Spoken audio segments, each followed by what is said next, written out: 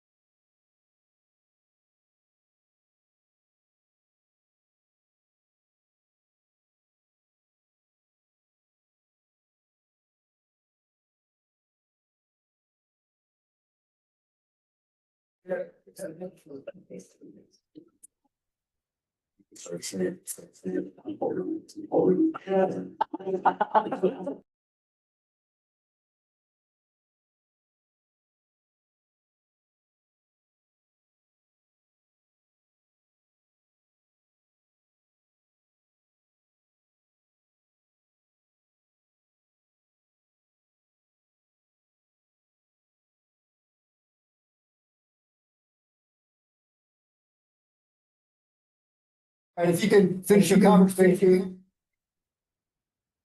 See, that's what.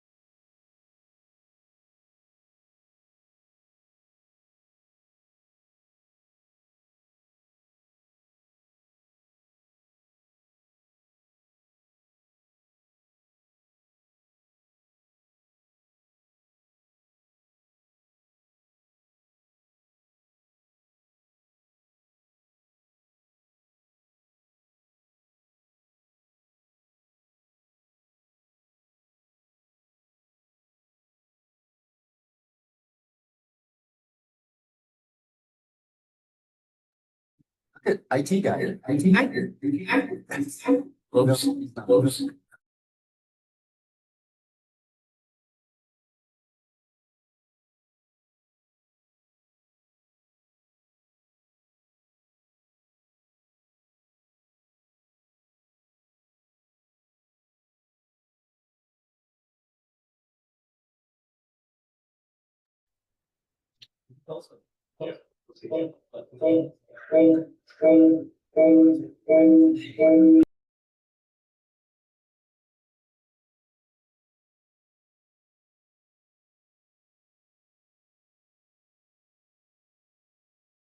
Am I on? Am I on? Am I on? Yes, you are.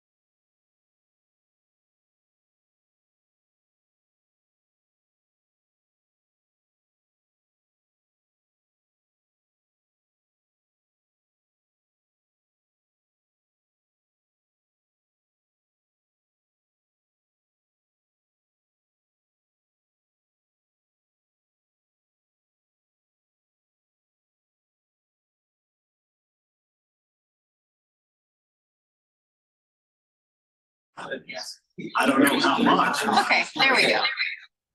All right. I think just the fact that We are gonna get started. I think we figured out the problem with help from folks that know. All right, So thanks for being patient.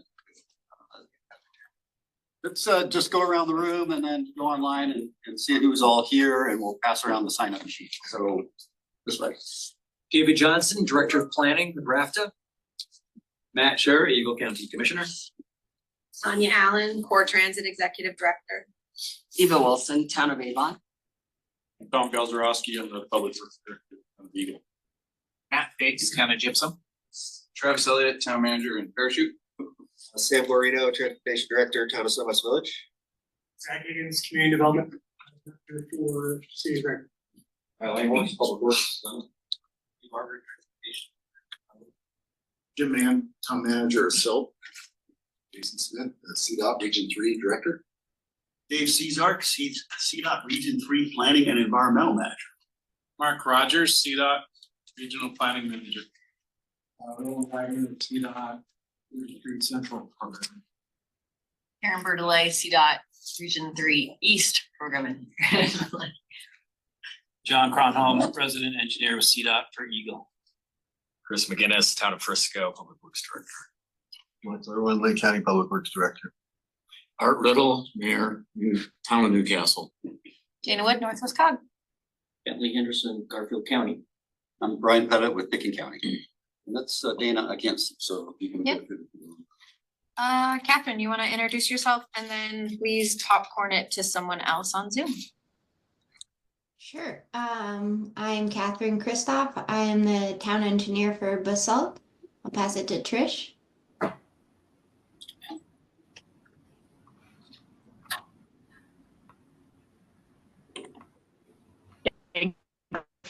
Catherine, Trish Aragon, city engineer for the city of Aspen. I'll pass it on to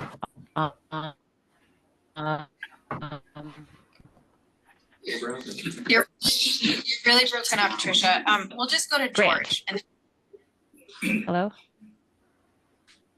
Alrighty, hi everyone. George Gromke, transit planner with CDOT's Division of Transit and Rail. And I will pass it over to Darius. Good morning, Darius Pockbaugh, Director of the Division of Transportation Development for CDOT. Pass it to Spencer. Spencer York, Intermountain Planning Liaison for CDOT. I will pass it to Medora. Good morning, all. Medora Bornhoft in the Main Streets and Active Transportation section for CDOT. And I'll pass it to Jamie Grimm. Jamie Grimm from CDOT Office of Policy and Government Relations. I'll pass it to Michael Snow. Good morning, folks. Thank you, Jamie. Michael Snow here with DTD's Main Streets and Active Transportation Group, and also the manager of the MMOF programs for CDOT. And I'll pass to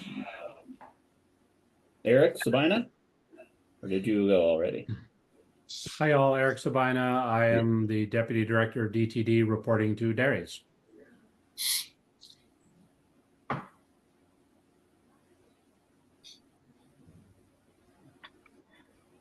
How about Anne?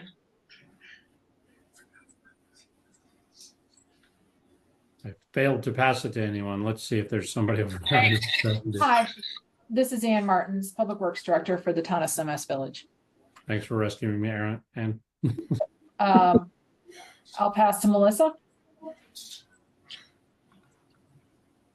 Hi, Melissa Matthews, town manager of Red Cliff. And I'm on my phone, so it's hard to see who else needs to go still. How about Katie? I'm Katie Sickles. I'm the interim town manager in Minturn, and I'll pass it to Jason. Jason Huddle, I'm the LA program manager in Region 3 at CDOT. And I'm not sure who's left. I'll go. I'm Grant Anderson. I'm the RE for Mount Residency and East program for CDOT. I'm Madison Harris. I'm the with the planning department for the town of Minturn. And Tom?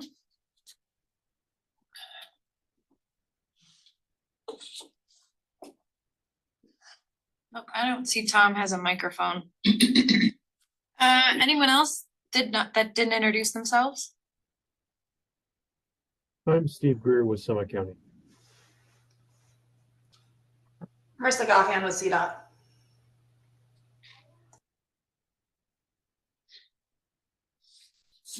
Everybody. Okay, thank you. All right, we will get started then. Today is going to be heavy on the CDOT side. We're going to talk about our 2050 plan. You've seen a draft. I believe everybody should have received a copy of that through an email. And hopefully you've reviewed that to make sure it's accurate. And so we'll keep moving with that process. We're going to get an update about Region 3 from Mark. Hopefully a I-70 update from Karen. And then we do have a MMOF update with regard to funding and the application process. So we're going to want to spend some time on that today. And that'll wrap up our day. But with that, anything else we need to talk about before we get started? Anything that we're missing? All right, we will get started. Anybody here that would like to make a public comment? This would be the time to take your 3 minutes and speak your piece. I didn't see anybody, no. All right, we'll keep going then. So we have January meeting minutes. Those were sent out as well. Is there a motion to approve minutes? Yeah, motion to approve. Thank you. Dan, second? Second. Thank you. Thanks, Matt. Any discussion? Anybody opposed to the approving of the January minutes, signify now, let us know. Otherwise, we will, when the minutes are approved, then without any objection.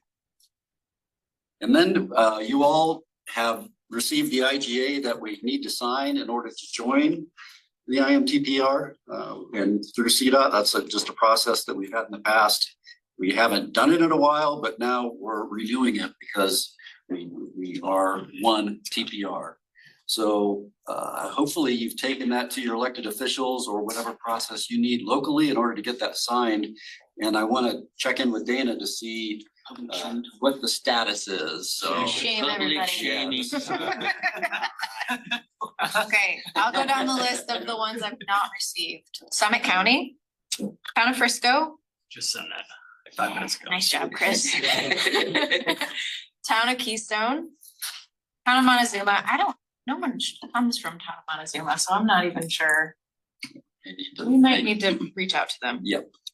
City of Glenwood Springs, Town of Silt, Town of Vale. Did you send it in? Did you send it? Sure we did, but. I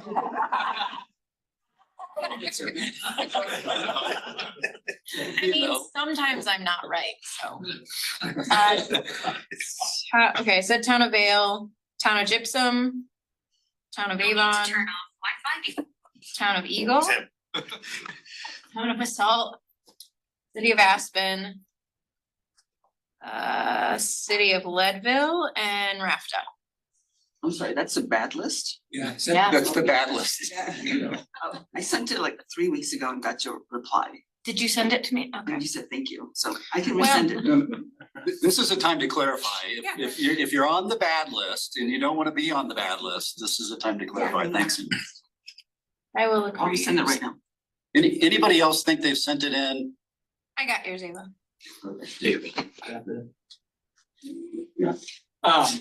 We signed it last week. We'll get it to, this is the IGA, right? Yeah. Yeah. Correct. Anybody This else? is- This is Trisha Aragon from the City of Aspen. Our council did approve it, so if we didn't send it in, I'll make sure we send it in. Thanks, Trisha. That's the same thing for Silt. I know we approved it. Okay, yeah, no worries. Cool. All right, so let's get that done and we'll reach out to Montezuma and make sure that they understand that that needs to be signed for them to participate. So I don't know if we'll set a deadline, but so let's just get it done. And then otherwise Dana will be calling you. Great, next, let's go through the draft 2050 plan. I don't know who, the CDOT's taking that. Marissa, are you and Spencer are on for that? Yeah, I'll go ahead and share my screen for that, and Marissa, feel free to hop in whenever you'd like.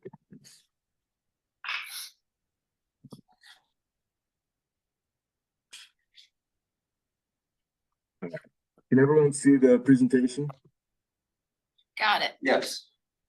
Fantastic. All right, so we have a fun meeting, hopefully, today for you all. We're going to be sharing our draft 2050 regional transportation plan that we've provided for you. We're going to go through it and also go through the transit plan. In addition to that, gather some initial feedback and then explain the best ways that we can get more specific comments from you after that. So we're going to give a brief overview of how we got here, and then we're going to go through both the plans, follow that up with a discussion on the 10-year plan and some of the telephone town halls and other items that will be following this meeting. So just a brief reminder of the context. This is the Intermountain 2050 Regional Transportation Plan. This plan is what helps inform the 10-year plan, which goes in to inform the 4-year STIP, which is how projects are funded through CDOT's capital construction program. So we're just going to get straight into it and just start looking at the draft plan here. All right. Did everyone see that draft plan? No? Yes. I'm still seeing the slides, Spencer. Let me share this again.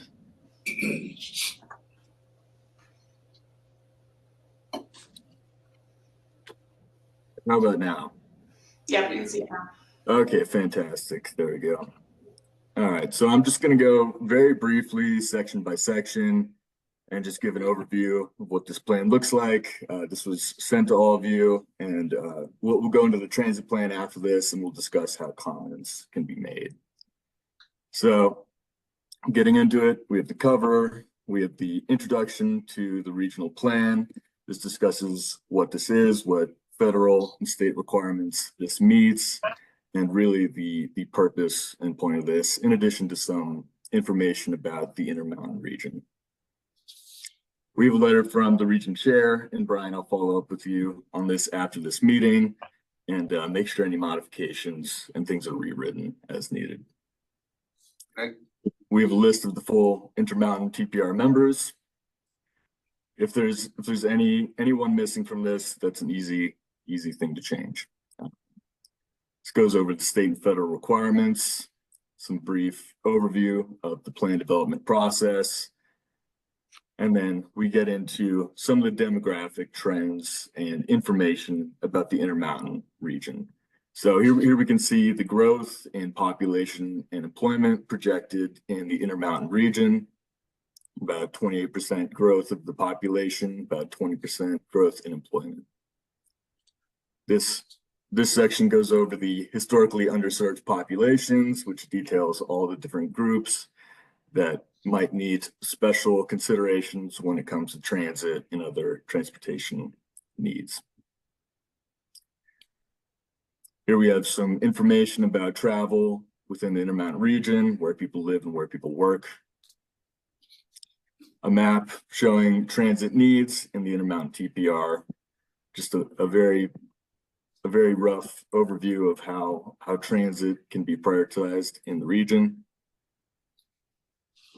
This is some more information about the Intermountain region, shows growth of the aging population, change in vehicle miles traveled between the years 2024 and 2050, and then some information about road conditions and drivability life in the region. And another map showing drivability life. And then here we talk about some of CDOT's advancing transportation initiatives related to vulnerable road users. And in general, we have some information about vulnerable road user crashes in the Intermountain region and the top crash types in the region. Some more information about freight corridors and transit and air travel. Here we have some information about bicycling and walking. This details the CDOT right-of-way facility mileage and high bicycle activity corridors. This facility mileage is 2017 era, so there may be changes in this, but this shows CDOT right-of-way facility mileage, and this high bicycle activity corridor is based on historical data. Also some sections on scenic byways and the importance of transportation to economic vitality in the region. So here we get into Intermountain TPR's transportation focus areas. These brought to PR during our meeting number 2, and we really went over any changes that need to be made and the updates to the focus areas that are most relevant for the current state of the region. So we have safety for all, freight and rail, tourism, land use and growth, interregional transit and multimodal connectivity, travel and infrastructure resiliency, and roadway conditions, and environmental mitigation, of course. And then we get into the section with the Intermountain vision and goals. These were also modified in our previous meetings. And so this reflects all of the updated and accepted goals and vision. We have some information here about the CDOT's PD14, which helps guide our 10-year plan funding and project selection that goes into that. And these PD14 goals are what's going to help inform how Intermountain projects are awarded funds through that strategic funding in the 10-year plan. We have some discussion on complete projects and some information about the Intermountain transportation projects. So here we get into the project list that was approved at the last meeting. We have all 3 tiers of projects included in this plan. So we have 3 maps. This is the tier 1 map. We have a tier 2 map and a tier 3 map. There are still some project IDs and further descriptions that need to be inserted in this, but this is all of the correct projects that were approved at the last meeting. And here we get into the full project list with all 3 tiers. Tier 1, we have tier 2, and more tier 2, and then we get into tier 3 here. Have some brief description of how this informs the statewide transportation plan and some funding information. And then a little bit more information about how the IMTPR can implement these goals and focus areas to really get the most out of transportation funding.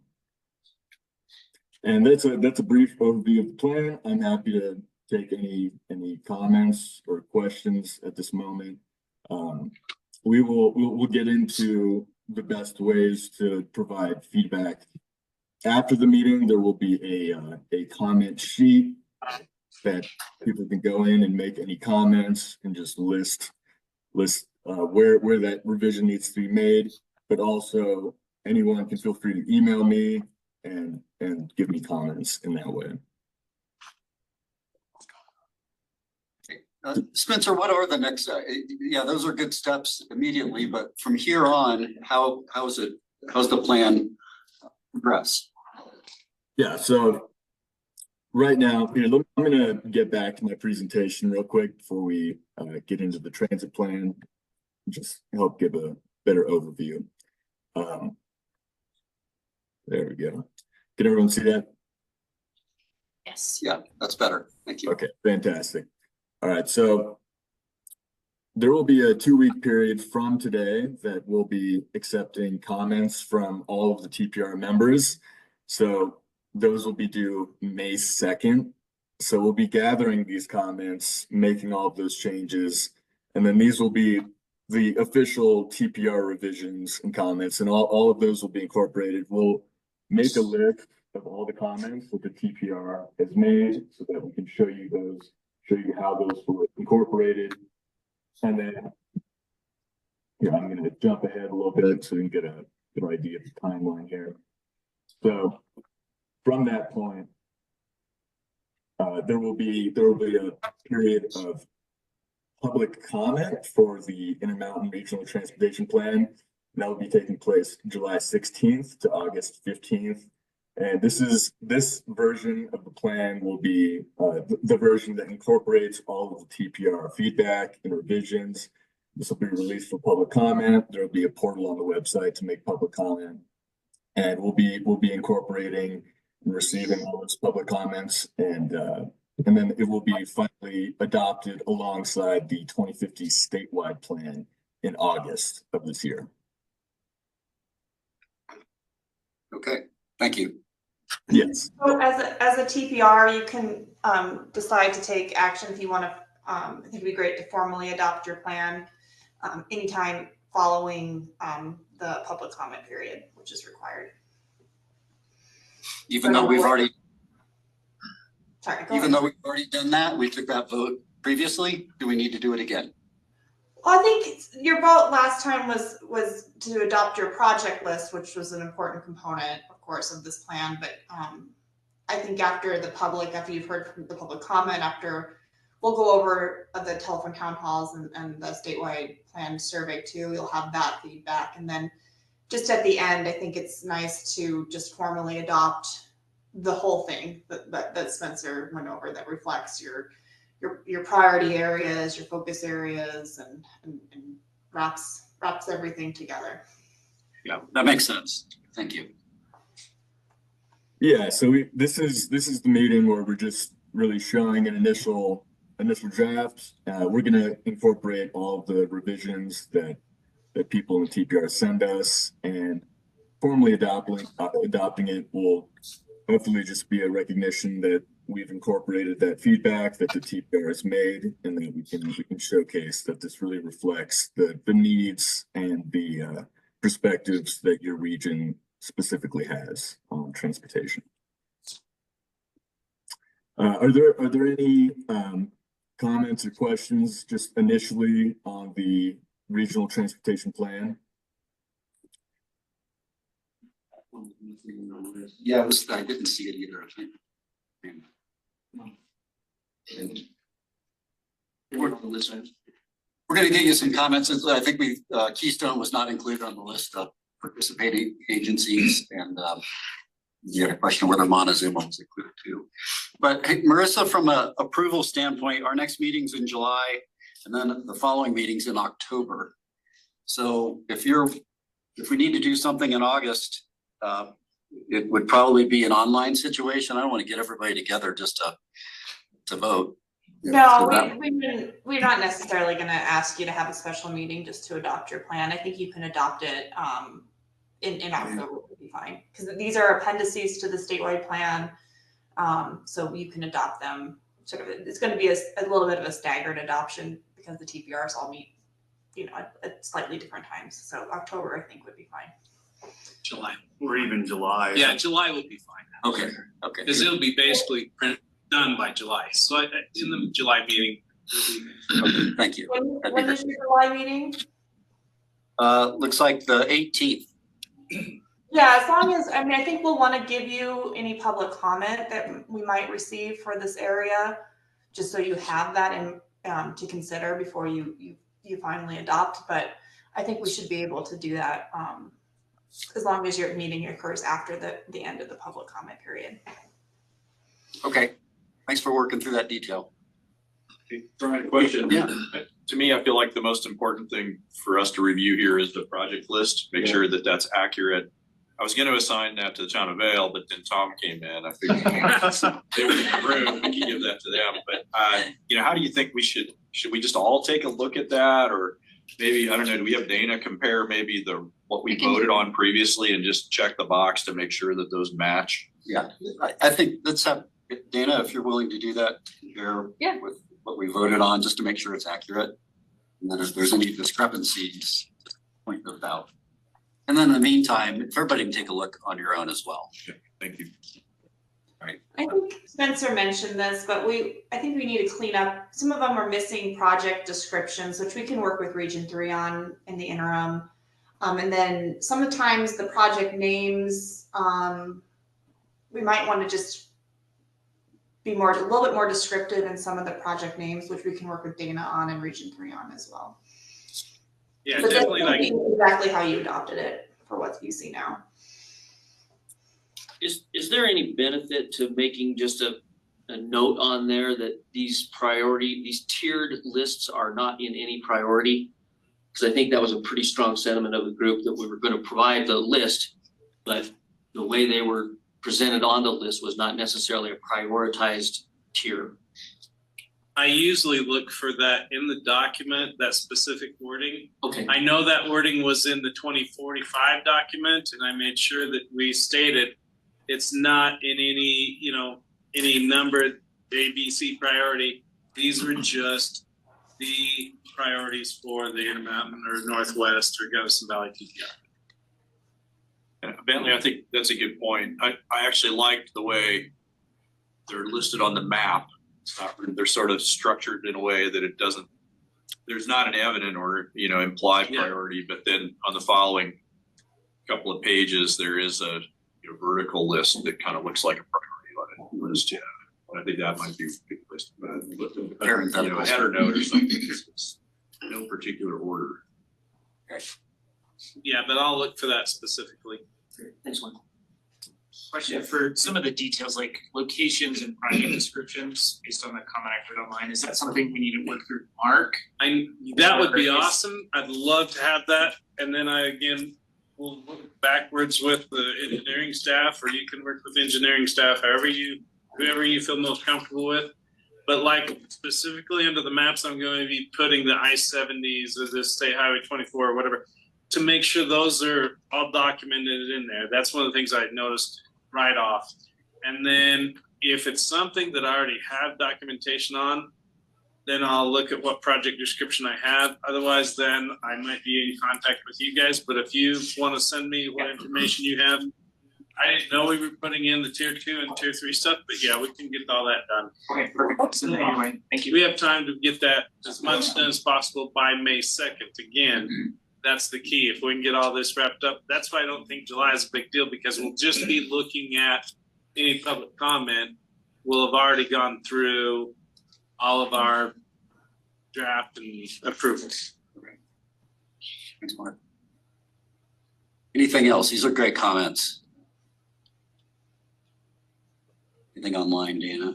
I don't see anybody hands Okay. raised. All right, Spencer. Next item. All right, fantastic. So we are going to just briefly walk through the transit plan. This is going to be an appendix within the regional transportation plan. So I'll let George Gromke take this part of the presentation. Thank you, Spencer. Hi, everyone. Yeah, as Spencer said, this will serve as an appendix to the regional transportation plan. So, we've had some initial, feedback coming in from agencies in the TPR, but I'm excited to, welcome additional feedback and review of this document from the broader Intermountain TPR. So, going through it, you can start, Spencer. Going through the, an overview, vision, goals, and what the Intermountain Coordinated Public Transit and Human Services Transportation Plan is. So, that is more the official naming convention, or, if there's FTA requirements there, going down, Spencer. And then a regional transit, so snapshot. So, talking about what transit looks like, talking about the future of transit. So looking at, zero emission vehicles and transition, some definitions, and then as we scroll further, identify transit needs. So, this is basically a transit, transit dependency or transit likelihood index. So, based on certain demographic conditions, such as folks with disabilities or zero vehicle households, it basically creates an index to look at areas that are darker where there's a higher transit need based on those conditions. And so this is an updated map reflecting that throughout the TPR. Going into what we've heard, and then, opportunities for the 2025, or excuse me, this is a placeholder currently for the updated older adults and adults with disabilities survey. This survey was actually, our mail version was mailed out this week, and we will have that available online in the next 2 weeks, for folks. So we're currently collecting that survey information that will inform this section of the document. Next slide. So saying, placeholder for that as we get those kind of survey results in to help to inform that piece. And then going over existing providers and coordination activities. So, what busting outrider services are provided through the region.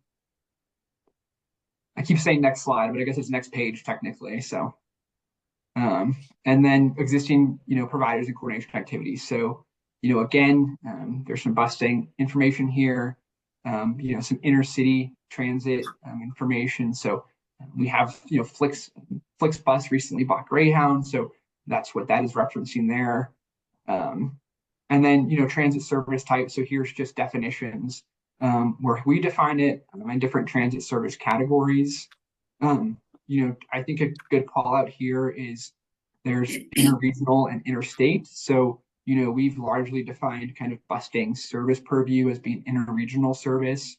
There's, a couple other examples like Mountain Valley and San Luis Valley, but, spreading that out as and also defining interstate, when we talk about, Amtrak and our legacy private intercity bus carriers, and having an asterisk at the bottom, basically that defining that interstate and interregional, are included as intercity service as defined by the FTA.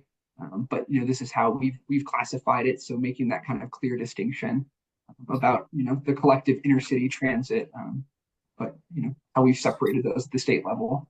Next page, please, or pages. And then here's where I think there's some big pieces here for why we've kind of added an extra layer of review from agencies is going through this and looking at these pieces especially to make sure that information is accurately reflected for the update to this plan, but also of course being intentional about having the broader TPR go through for review. We'll keep moving through. Ongoing activities. I think the highlighting here, regional transportation authorities, exciting changes over the last 5 years, core transit, of course, RAFTA, and just kind of highlighting those formations. Next page. Some great pictures too our FHU found in helping to develop this. So that was exciting. And then, 5-year historical operating data. So, collectively from the TPR, right, looking at things like revenue miles, revenue hours, and passenger trips, those different metrics and going through those differences here. Similar cost per hour, cost per ride. Next page, please. Annual ridership and annual operating costs. Those figures are here. Next. And then human service providers. So, this is, I think we recognize this isn't completely exhaustive, but, going through all of our, resources, doing some research and basically through, different 5310 awards and, searching the web and through different plans that have been done in the TPR, identifying, human service providers that are also providing, transportation services in the region.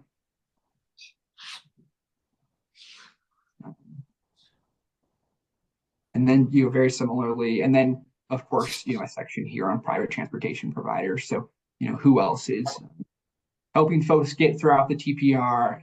And I think, as was noted in one of our meetings, we, especially in and around TPR along the I-70 corridor, there is a lot of private transportation shuttle services that are bringing people to and from the airport and throughout the mountain communities. So, just including those as well.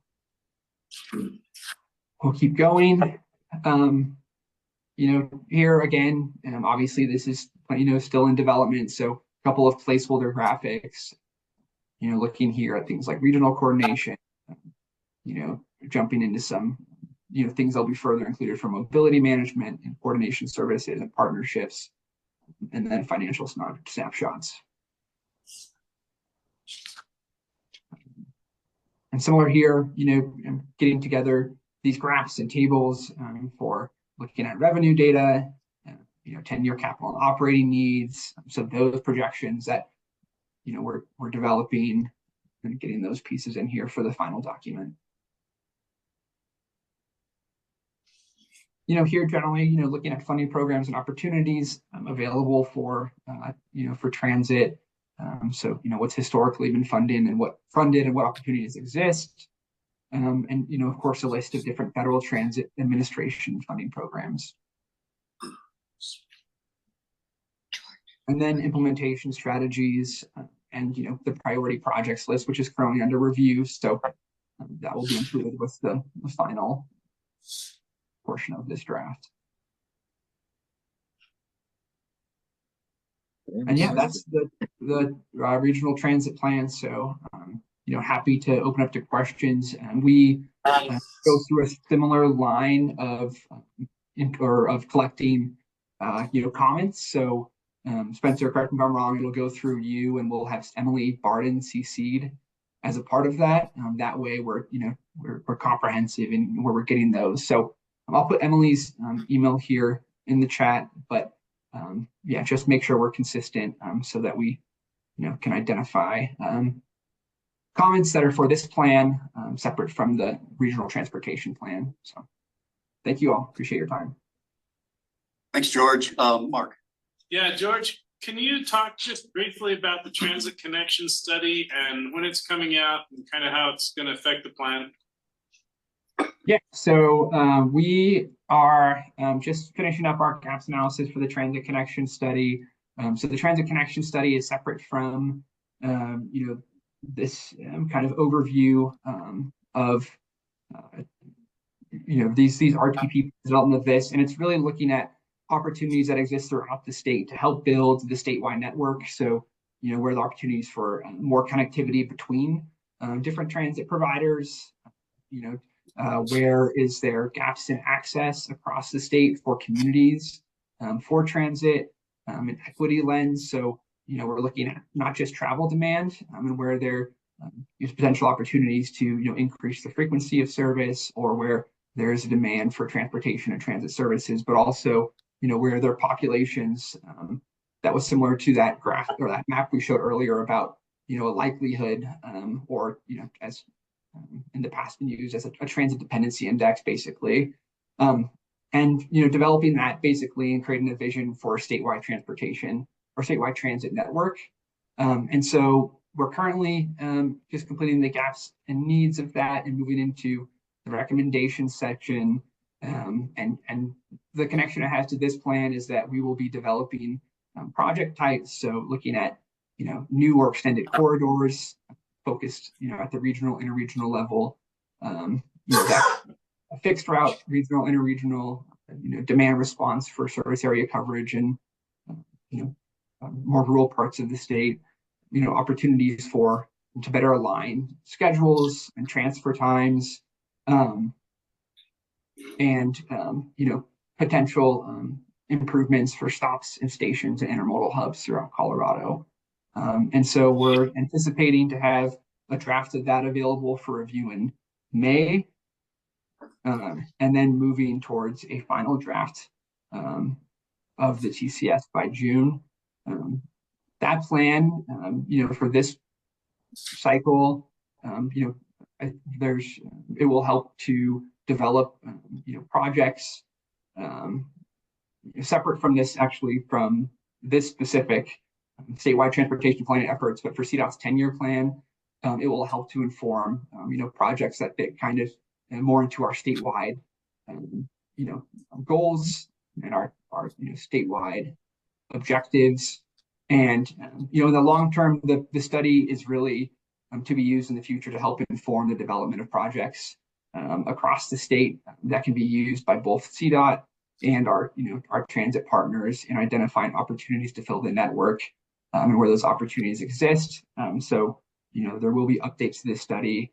And, we really see it as an opportunity to present a vision for the state, with data and resources that can be used to help develop projects, both at the regional and interregional level across Colorado. Thank you so much. I really appreciate it. I just want the TPR to, and it's not well known, at least, I don't know if it's well known that this transit connection study is going on. So I just wanted to make sure that the TPR was made aware of that. Yep, appreciate that, Mark. Thank you. Bentley, do you have? I have one question. Is are the graphs intended to reflect all of the public agencies within the TPR? Yes, they should have all of the public agencies in the TPR.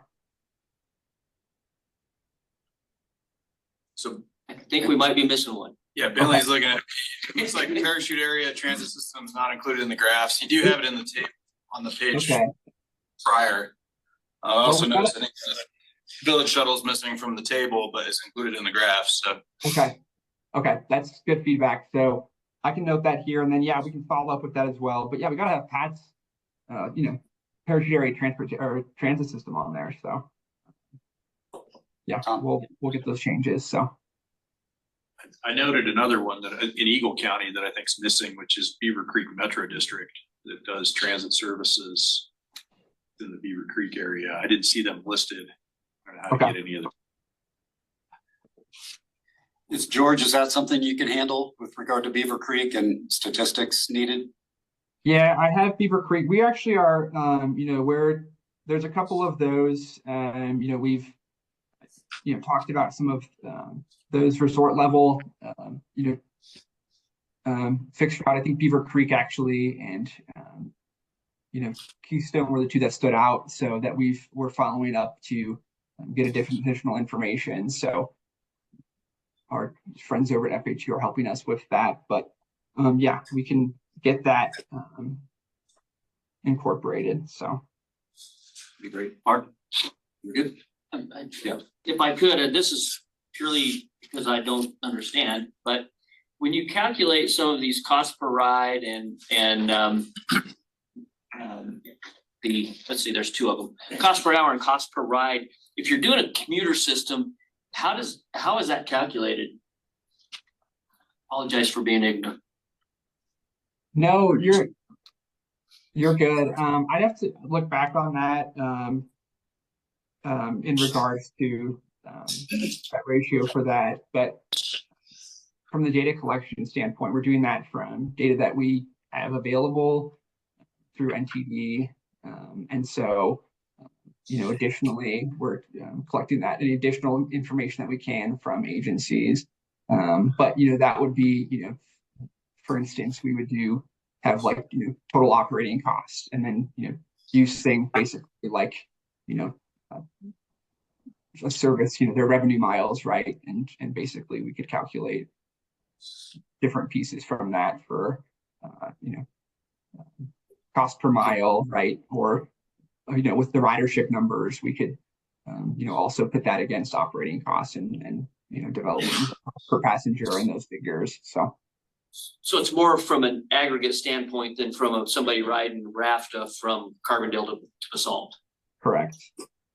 Ben, I can elaborate a little bit. It's kind of up to us as the agencies to self-report those numbers. Okay. So we take, whether it's our commuter service or demand response service or fixed route service, whatever it is, we as the agencies there's not exactly a set way to determine how we're splitting those things out, but we all split out revenue service miles from our non-revenue miles and report that against our passengers and our total annual budgets. And then CDOT simply taking those numbers that we've reported to the NTD, self-reported, and putting together a pretty simple formula to give these costs per mile. That's super helpful. I mean, you look at the cost per ride graphic and Summit Stage is shut the doors based on that number.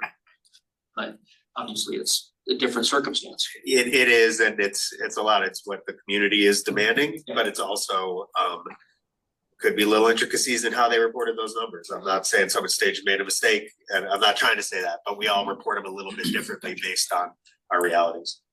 Thanks, Sam. Yeah. That's helpful. Very helpful. Thanks for that additional feedback. I think that was Sam, so I appreciate that. And yeah, that's where that data is being pulled from. So I think was it stated there sometimes there's some small discrepancies, but yeah, it's generally good indicators, but of course being aware and cognizant that there are some discrepancies in reporting that can of course sway those numbers. So. And I'll add, we can include a note in that transit plan about how some of that data is gathered. It's a good point, Spencer. Thank you. See if there's someone online. No, I have a question, Oh. actually. Well, I just want to give some more context to this plan and make sure that I'm explaining it. So Sam and Mary with RAFTA are our chairs for the Regional Transit Coordinating Council. That's the other group that I admin for. We talked with CDOT's consultant and tried to kind of add an inventory to this plan. I don't want the TPR to be separate from the RTCC, even though they are, but I am going to, and wanted to ask George, I do want to share this plan with others on the RTCC because they're more at that fixed route, like on the ground, hearing what the community's doing. So is that okay if I share this and get additional feedback from them? Because I know when we talked to, I forget the woman's name, I don't remember if you, Sam. Elizabeth. I think there were some things missing, like we've all been talking about in the room, but is it okay if I share it with them, knowing that we kind of cross boundaries into Northwest TPR with the Transit Coordinating Council? Mm-hmm. So I don't want to necessarily blur those lines, but it's like a continuation of a lot of these regional connections in the TPR boundary. Yeah, no, I think that's fine on my end, just of course being, I think, cognizant of timelines for review. So I'll give them deadlines for sure. Cool. Okay. I think that's the big thing. So we're, like I said, we're getting these together. And so we do have Elizabeth, like you mentioned with FHU and some of those folks that are working behind the scenes, to make sure that we, any outstanding pieces that we're as accurate as we can be for the information reflected in these plans. So yeah, definitely welcome all feedback. And I think that, Dana, that is an important point with, the RTCC and those different coordination that things do happen beyond the boundaries of TPRs. So. Thanks, George. Yeah, appreciate it. Anything else on the subject before we move on? Anybody online, questions, comments? Okay. Okay, we've got about a half hour to cover a couple subjects with CDOT. Mark, you're up for a Region 3 update, and then Karen, you'll take it from there. But if we could get that done in 30 minutes, that'd be great. I'd like to spend some time. Yeah, mine's just gonna take a sec. I just wanted to thank everybody for pitching in on this 10-year plan, this long-range plan. It is a lift at times, but I really do appreciate it.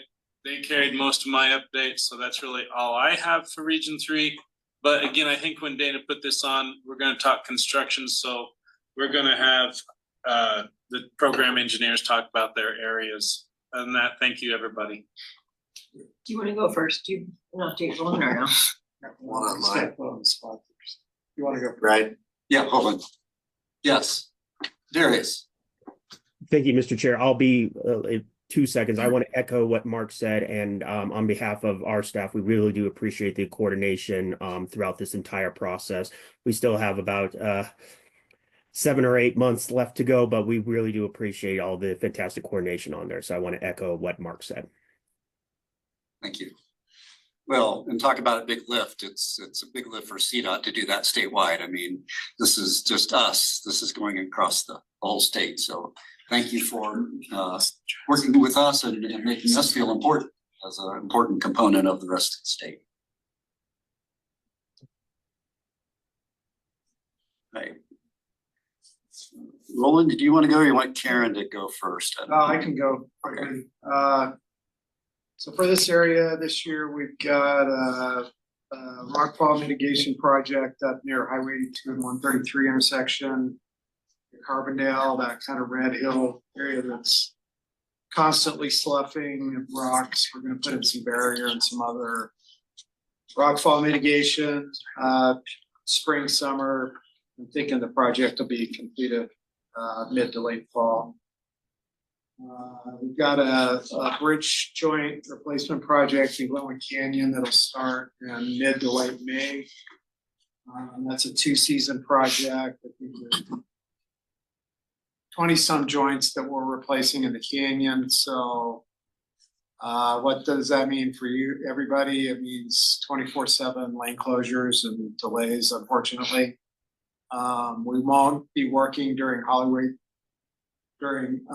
holiday weekends, July 4th week. I think we're taking that whole week off, Memorial Day. But anytime else, it'll be 24/7 lane closures each direction. So I think the completion date on that is August of next year. My apologies, Roland. When did you say that was going to start? I believe mid to late May. As soon as we get approved. So May 25 through fall of 26. Yeah. Okay. Hey, Roland, are you anticipating taking the winter off with that? Yeah, no, that's a good point. Yeah, we can't do that work in the winter, so it would shut down. Project would shut down this year, around Halloween, plus or minus. Let's see what else. We got a chip seal project on Highway 133 that starts there just north or on the McClure side of Carbondale and goes up to the top of McClure Pass. That project also included a couple of culvert replacements down by Rifle. Those culverts that work's already been completed. Highway 6 and Castle Valley Roundabout project in Newcastle that completes in May.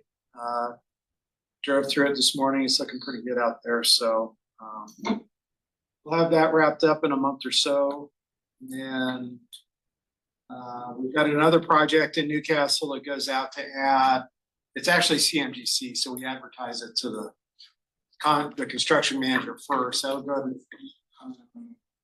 start negotiations on a contract agreed price in July or August on that. So that's a replacement of the Elk Creek Bridge on the west side of town. kind of a cool little project. There'll be a bridge slide with that, so we can maintain traffic and I-70 redundancy in case anything happens on I-70 and you need a detour, which seems to happen a lot. That's about it for construction this year. Any questions? Chip seal of Highway 6? 133. Well, there was a plan, or at one point went to a pre-construction meeting for chip seal of Highway 6. Oh, maintenance is done. Yeah. You'll see maintenance out there this year. Yeah, so they've been doing segments between Parachute, actually between Debec and West Rifle. So they've been knocking off like 5 or 10 miles a year. So you'll see another project this year that starts, I believe, right just east of White River Avenue in Rifle and heads towards Silt. So last year they did around Parachute, I believe. Maybe the year before, right there, when you get on 6, like heading towards the railroad tracks there. They did that a year or two ago. Okay. No, it's good clarity, Travis, because what Roland's reporting on is the engineering side of CDOT. Then the maintenance side will do road work on their own, guardrail replacement, chip seals, and even do some overlays in the past. So what you're reporting on are just what's going to advertisement for contractors. Correct? Yeah, engineering projects, maintenance. Did that answer your question, Travis? It did. Thanks. That's great clarity. And I'll give a quick update on the Eagle, Lake County, and Summit County side. Great. Any other questions for Roland? Thanks, Karen. Nothing on mine. Thanks, Roland. I just have a few slides with our plans. So we're gonna have 3 construction projects on the east side of the TPR. The first is a major culvert project on Straight Creek between Silverthorne and the Eisenhower Tunnel. We were able to allocate close to $7 million for repairing those metal culverts, which are critical. There's a lot of 24-inch, 36-inch, and 18-inch culverts in that area that have been in disrepair. So we'll be making culvert improvements in that area. It's actually a 2-year project, and we will have a winter shutdown, predominantly taking single lanes in each direction and shoulder closures. We'll have shoulder closures likely through the weekend if necessary, but not take lanes over a weekend. Continuation of the West Vale Pass Improvement Project, and John will give an update on that in just a few minutes. I'll just skip that part because we'll get into more detail. And then we do have a paving project down on Highway 82, right where 82, it's on 82, right on the east side where it butts up to Highway 24. And that will just be this calendar year. Some notable design projects. First is the I-70 exit 203 interchange reconstruction. We do have funding for that project, and we are planning to start utility relocations this year, and then the construction will start in earnest next year. And that will be a multi-year project. Highway 6 and 9 corridor mobility project. Right now, we just finished that study at the end of last year. Vale Pass Wildlife Crossing is also designs underway, kind of still, we did a bunch of the field work for that, not quite at 30% design, kind of around 15% design right now. We're planning a paving project on I-70 between Gypsum and Eagle, and that will take place next year. I-70 East Vale Chain Station project. This is an exciting project. We have about $1 million in design funds right now for that. And the goal is to create a buffer between those people that are chaining up and the traveled way. We're not sure exactly what that will look like, but we're gonna propose widening into the median and creating more of a buffer. We are gonna consider as much as even separating the chain station with an island or something along those lines, but we'll go through the CSS process on that.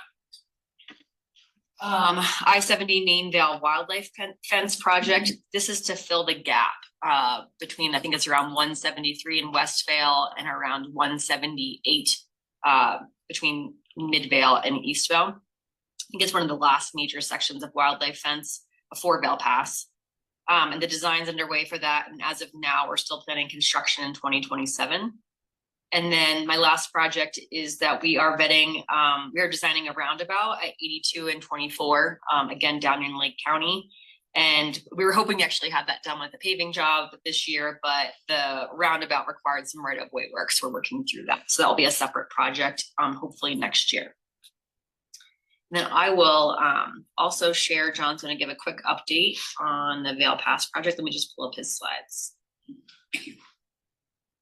Construction will continue on Vail Pass this summer, and the scope is adding 3 lanes or a third lane in the uphill direction for about 3 miles, some wildlife underpasses, and straightening out a few curves that we have up there, as well as some wildlife fence. One of the first things we'll get into this early May is moving about 2 miles of temporary concrete barrier so that we can switch to a head-to-head configuration. So hopefully that we can have traffic flow smooth, as well as end of April, early May, we'll start setting a few bridge girders on the new bridge. You can see the bridge piers up there in the median. There will be some lane closures 24/7, like Roland said. In the eastbound direction in May, which is our lowest traffic season, so that we can get some new culverts across the interstate. Excellent.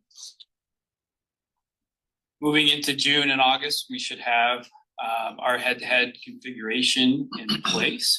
And probably the biggest impact to traffic that people will realize is 20-minute traffic holds so that we can perform rock scaling. And so rock scaling is going to be in the narrows and prepares the cliff for the installation of some passive avalanche fence.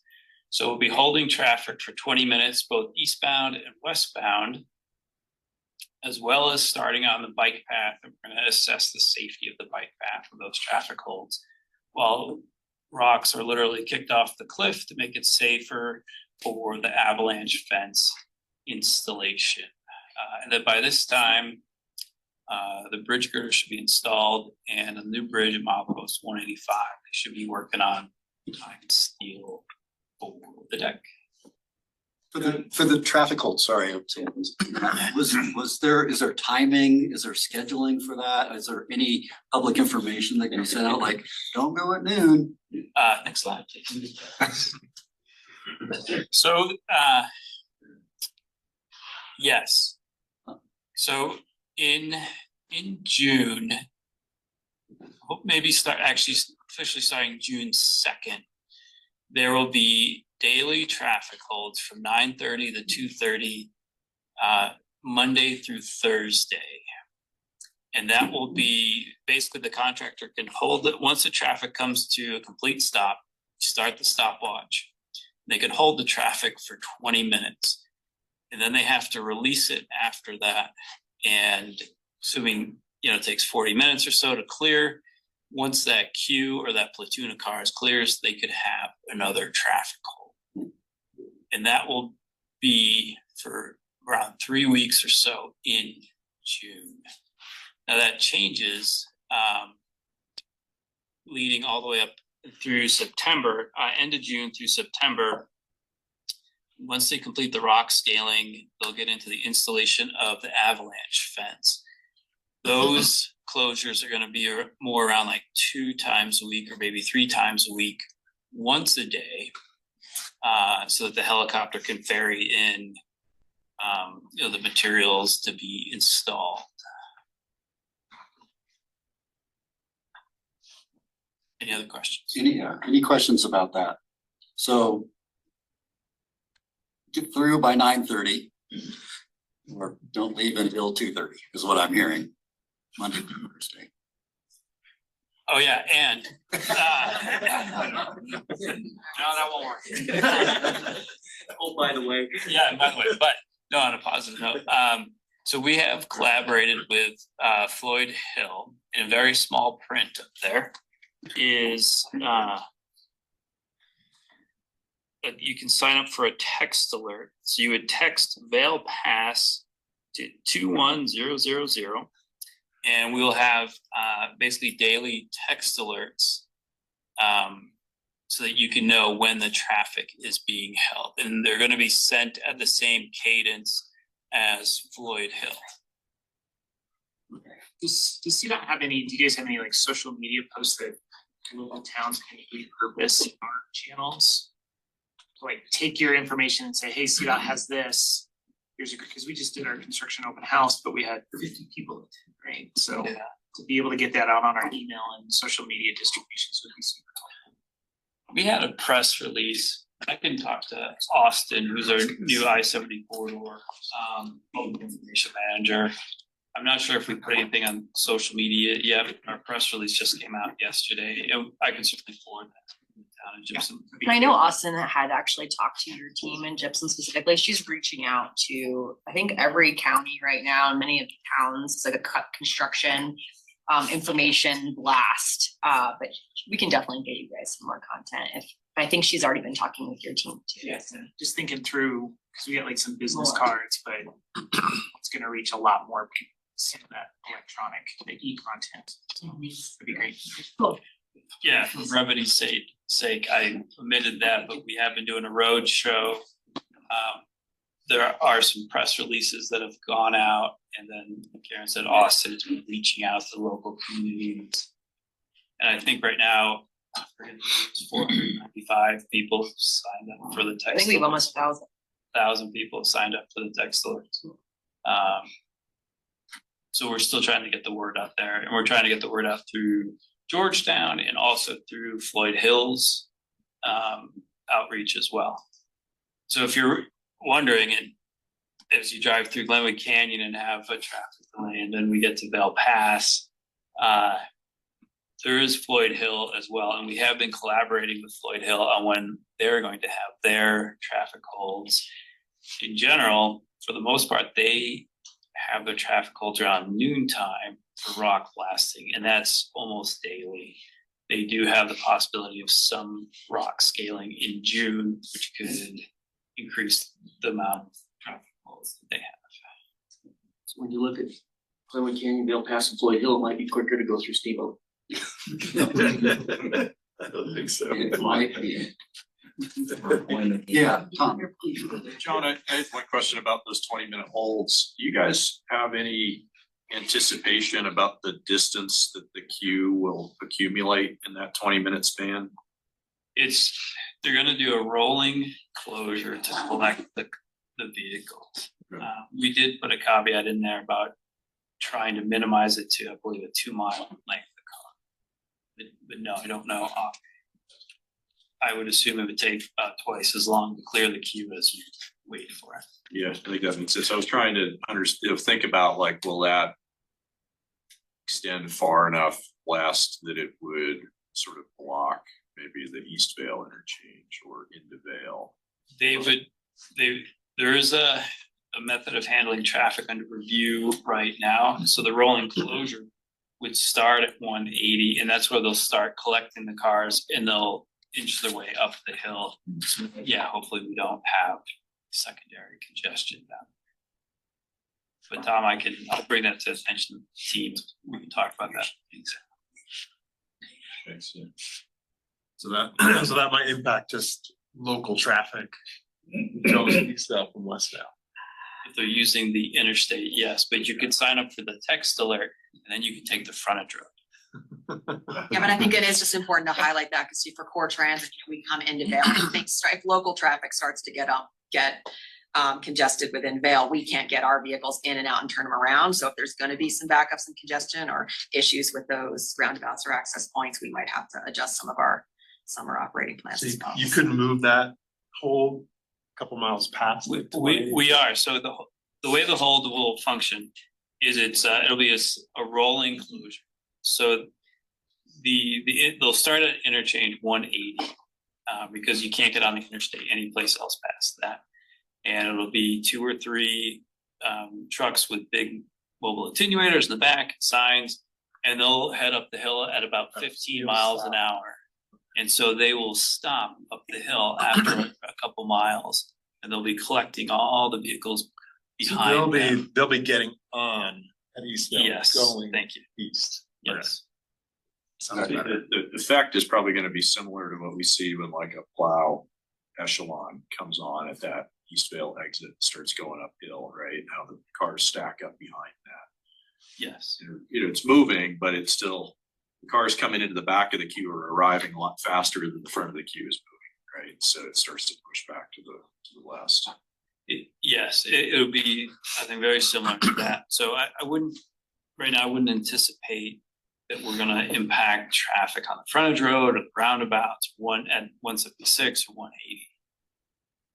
So, John, you said the clock starts ticking. Is that just as soon as those trucks hit the interstate, basically? Is that kind of how that will play out? No, we're gonna follow Floyd Hill's model, and then once they come to a complete stop, the clock starts. So the collective vehicles, and once they stop, we start. So, okay, thank you for that. I think I'm getting the picture. Okay, I might not have articulated it so well. It's okay, Dave. First thing, my girlfriend is a 4-cylinder truck. If you're short on budget, you could just borrow that. That goes like 0 to 60 in like 30 seconds. What I really want to say was,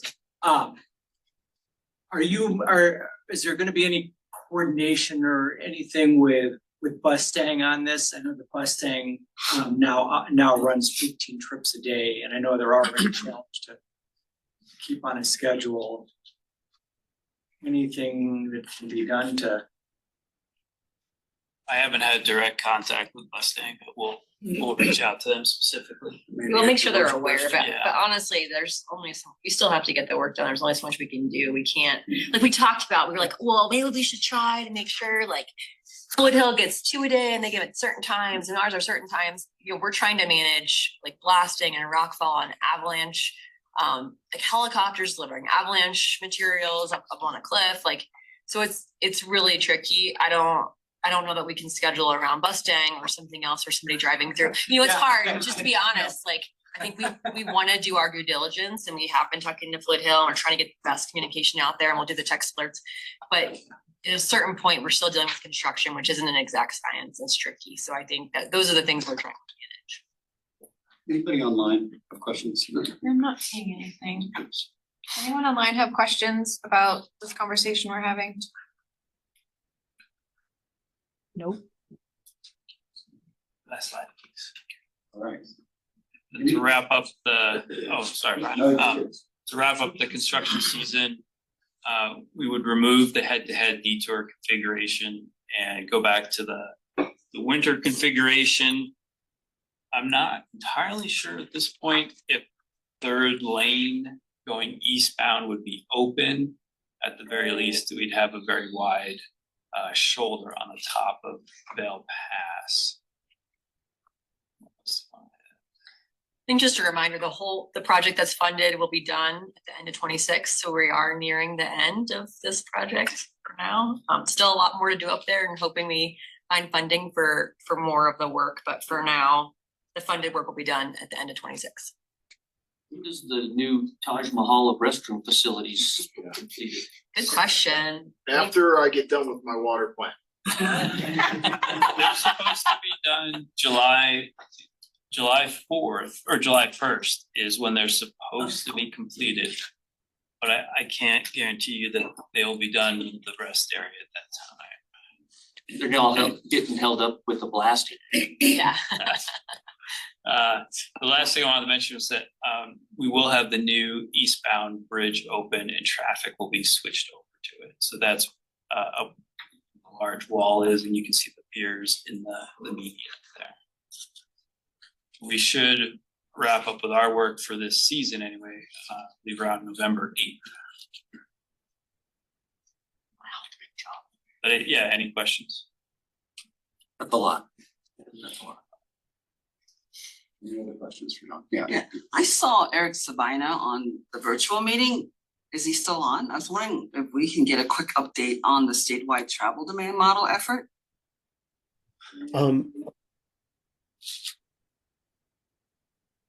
Yes, Darius. So Eric had to leave to go to a survey meeting on that. So I can give a very quick update, knowing at a very high level. I think they have met their goal of getting 20,000 respondents as part of the survey. And I think what they're trying to do right now is go through and analyze the data. They're getting a large data set from another vendor. I believe it's Cambridge, in order to help with some of the information with that. So I believe there should be more information regarding this probably later in the summer and fall is what I think is happening with that.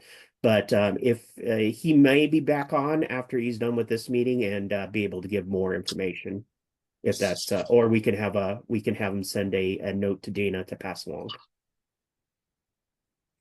Sure, thanks. Okay. Erin, anything else? No, thank you. All right, we will move right along, and next on the list is the MMOF process and application update, and Michael Snow, your name on that topic. Hi, everybody. Hopefully, everybody can hear me just fine. I can see my camera is not working. Let's try again. There we go. Thank you. I wanted to share with you, let me get some slides going. Updates on our MMOF program, and some tough news, unfortunately, for Intermountain and for the program. If you had been paying attention and listening on this month's stack meeting, our chief financial officer did give an overview of what's happening at the Capitol and its impacts to numerous CDOT transportation programs and funding. The key point there is that the state is facing a $1.2 billion budget deficit for FY26 beginning July 1. And the JBC, that's the Joint Budget Committee that lays out the initial proposals, is working to close that shortfall by cutting budgets and pulling back funding from every state agency, and an extremely long list of projects. Everybody is being impacted at some level.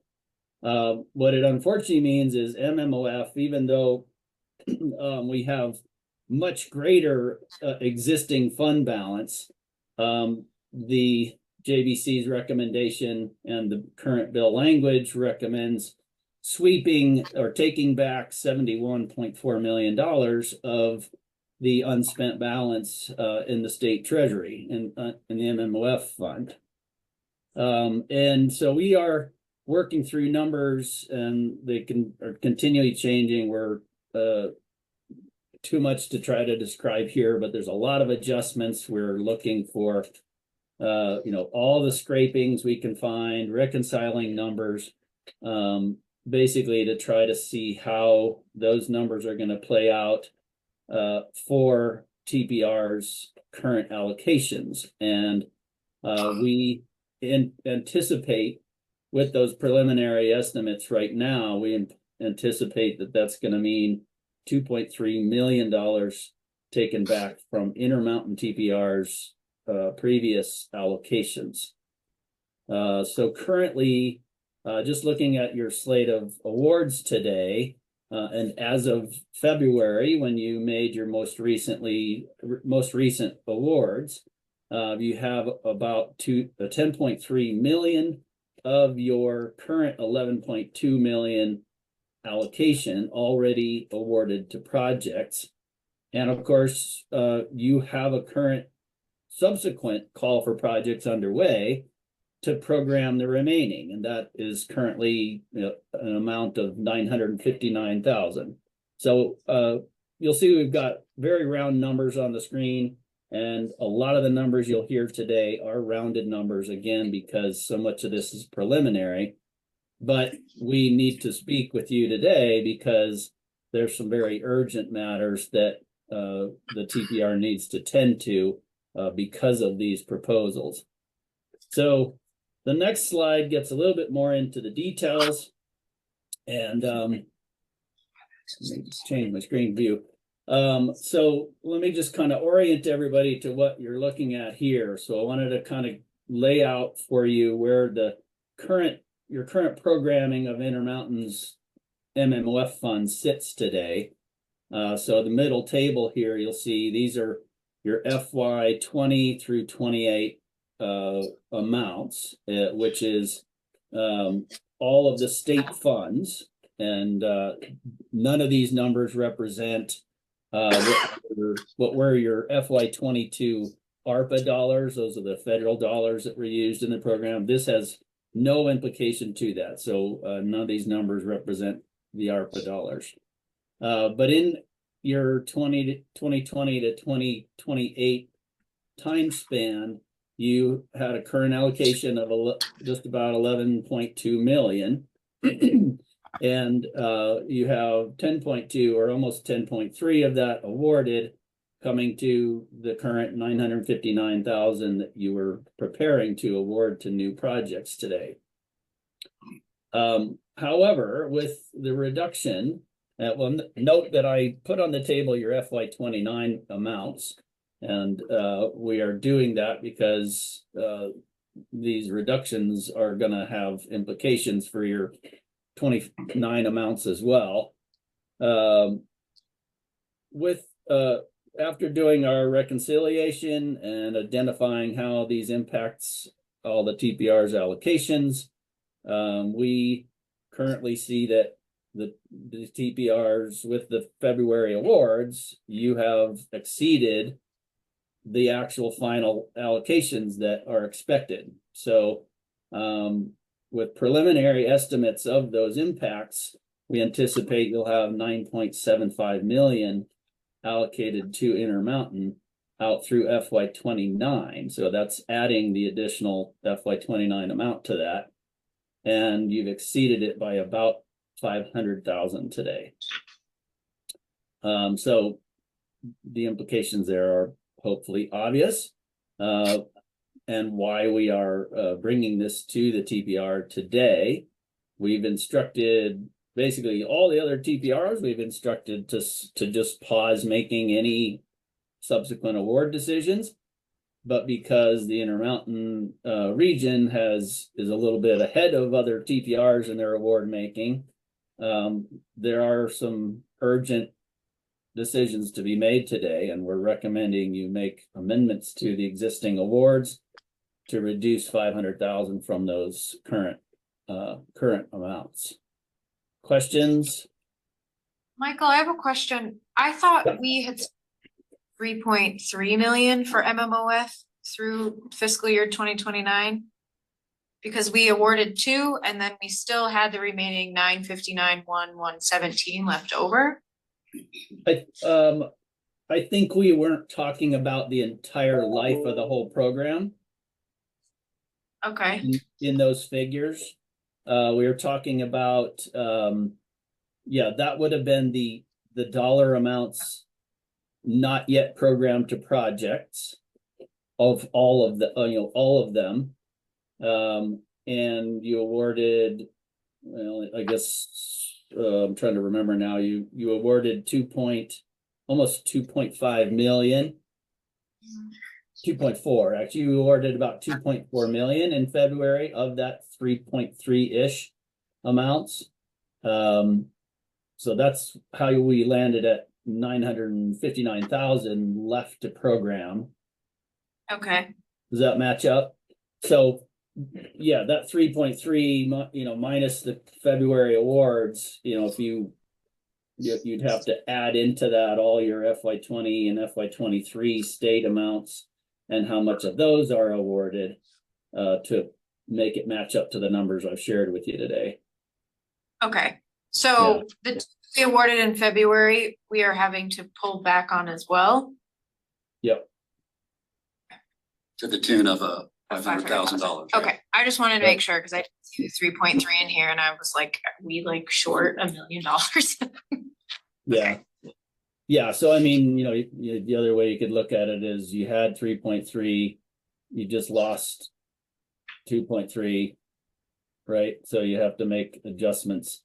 But what doesn't match up, Dana, and for everybody in the room, if you're trying to do the mental math in your head, what doesn't is not gonna make sense is that when we say we're coming up with preliminary estimates and reconciling numbers, we are literally trying to, scrape the pan for all the tidbits. And that includes a number of things that will actually slightly reduce how much is lost. There's there's increases to the actual retail fee collections. So when we gave the last allocations, it was based on estimated FY 24 and 25 and beyond. And 24 ended up having even greater amounts of collections than anticipated. And that means that 25 and beyond have increased projections. There's also, recent Intermountain projects funded with MMWF that have some slight dollar savings. So that's back into your pool. And then the other thing that actually is something we've never done in the program is the actual reconciling of accrued interest on the large outstanding balance in the MMWF fund. So we're dealing with this loss of funding because of the slow spending of the MMWF funds, but at the same time, they do add interest. And so that is reducing somewhat of the impact here. So I don't want to share with you all those numbers because they are fluctuating constantly and we're not prepared to nail it down for the exact amount. And we're giving you rough numbers to make adjustments to today so that it's safe when we do land on the final numbers in a month or two. I guess I have to make a statement and then I have a question, which is first, it's really frustrating that we were told go full steam ahead with this program. And even after we gave out money, we called for projects again. And this was likely going on at that time. And so I guess I'm just frustrated that we're in this position now of pulling back money from jurisdictions that were awarded those funds. And so I just make that statement maybe for everyone else in the room, but it's embarrassing, frankly. Well, I'll be honest. I don't know if there's anybody else in the room who can speak more to it, but we haven't even been aware of, or we're even prepared for the JBC's taking of these funds for even a month. I mean, we may be finally coming up on the month from the very first time we heard anybody at the legislature mention it and start asking questions about it. So we've really been moving at an incredible pace to respond to the legislature, to try to reduce what they're initially trying to take, which fortunately our government relations team was very successful in doing. They were looking at a much greater dollar amount, and only because we could demonstrate how much is contractually committed and that they backed away, understanding how that would impact both locals and our state contractual obligations. So I agree with you. It's not pleasant that this came about at the exact timing that Intermountain and other TPRs are in the middle of award making. It could have played out 6 months from now, let's say, and we actually would have been in perhaps worse condition, because then projects may have moved further ahead and it wouldn't be so easy to adjust things. And then, Tom, and then so Michael, do you have the awards that are outstanding that we need to reduce? Yeah. So next slide. So these and then before we get into it, Michael, there are some questions in the room. I just want to make sure. Can we keep moving? No, I think let's start with what you were saying. If we can show the list of awards. I want to comment on embarrassment. Yeah. Because I have the privilege of being an elected official in the room, so I don't have to keep quiet with a lot of things. So the I feel we have every right to be embarrassed as a state by the choices we make. The legislature, what they've had to do, the Joint Budget Committee, driven by the structure of our fiscal policies, they don't get the numbers, particularly this year with Medicaid costs. They don't get them until very shortly, and then you have the choice of further down thinking, well, they don't know what's going to happen. We don't know what's going to happen. Which should we do? Should we not award things, which causes problems? So I get to look upstream and tell all of us as voters, as representatives, to say this is a consequence, whether or not we like the trade-off. This is a consequence of our fiscal policies in the state, that our choices as voters, they're not legislator choices, they're voter choices. So I just want, it's for one, to make sure CDOT and everybody else is off the hook about embarrassment. If there's any embarrassment, I'm perfectly comfortable being embarrassed a lot of the time because those are choices I make. Yeah. Thank you. Eva? So I did get a heads up yesterday because our project is impacted. So, you know, having the time to sort of think about the strategy, you know, would we be able to, because things are still very jello and the numbers are still being sifted, and we're talking about a large program from 2020 to 2028. And I think part of, you know, understanding why the clawback funds are targeting the MMOF money is because it hasn't been spent. So is it a strategy to go and look at the more recent projects that's been awarded, or to really look at what projects that's going to support the strategy that we're going to spend down that money so it's not available for clawbacks? So I wonder if with CDOT, you know, how much more time would be needed for, you know, for the numbers to be, you know, to really review all the program and see what the, you know, any firm numbers can be reviewed versus, you know, perhaps now we're reacting to a quick demand or a quick directive and say we have to cut $500,000. You know, speaking directly for our project, we're ready to go advertise based on the grant of funds. I mean, on Monday, whether or not, you know, do we want to go and target another project that's ready to go and get awarded, or versus look at the whole program holistically and see who's ready to go spend down that money to protect it. So I like to, you know, sort of get some thoughts and some status from CDOT on the overall program and what is the current fund balance, you know, on that program. Yeah, and I think my question kind of builds on Eva's, which is of that 10.2 million that's been awarded, how much of that is actually encumbered, so to speak? And I'm going to use my own example. We got a $500,000 award that I began construction on that project 18 days ago. So of course I'm concerned, am I going to lose a portion of an award for a project that I have already entered into contract for? Yeah, a lot of questions here.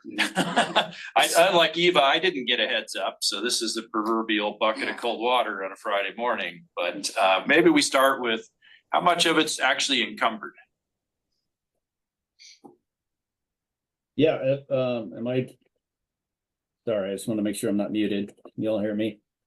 Yeah, you're on. So, yeah, we actually have that at our fingertips somewhat. Let me, give me just a second. Make sure I'm looking at the right list too.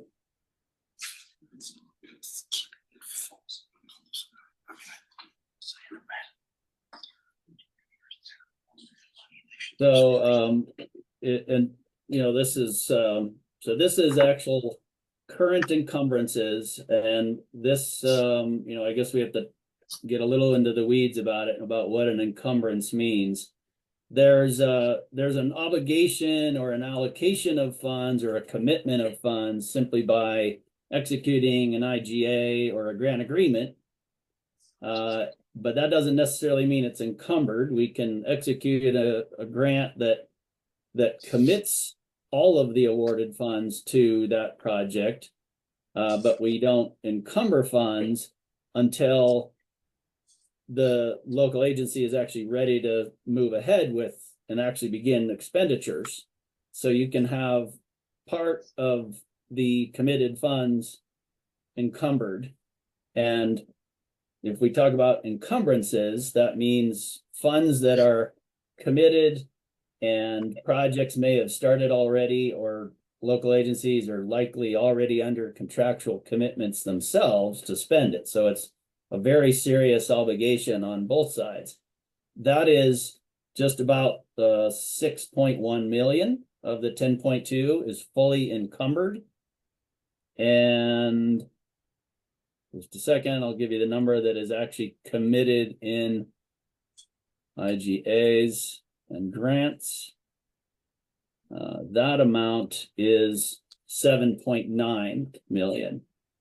So a big chunk of that is going to be the awards that were made in February, including the 2 million to the Avon project and the 450,000 to the parachute project.